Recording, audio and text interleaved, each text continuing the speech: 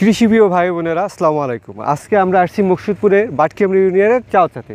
এখানে সমলয় পদ্ধতিতে চাষাবাদ, বোরো ধানের চাষাবাদ হচ্ছে। এই সমলয় মানে সমতালে একসাথে আমরা প্রায় 50 একর জমির বীজতলা ফেলেছি। এটা ট্রেতে বীজতলা ফেলানো হয়েছে এবং ট্রেতে বীজতলা ফেলা হয়েছে সিড সোয়িং মেশিন দ্বারা। এবং টোটাল জিনিসটাই আমরা যান্ত্রিকরণ পদ্ধতিতে চাষাবাদ করতেছি। আমরা ট্রেতে বীজতলা ফেলাইছি সিড সোয়িং মেশিন দ্বারা।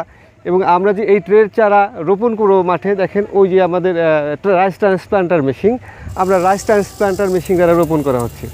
এবং একসাথে আমরা 2টা রাইস ট্রান্সপ্লান্টার মেশিন দিয়ে রোপণ করছি। অল্প সময়ে আমাদের 50 একর জমি 4-5 দিনের ভিতরে আমরা কাভার করে ফেলতে পারবো। এটা একটা যান্ত্রিকরণের চাষাবাদের বড় একটা মানে উপকার, যে অল্প সময়ে আমরা বেশি চাষাবাদ করতে পারি। আবার এই যে ধানগুলো আমাদের যন্ত্রের সাহায্যে আমরা কর্তন করব, সেটা হারভেস্টার মেশিন দ্বারা।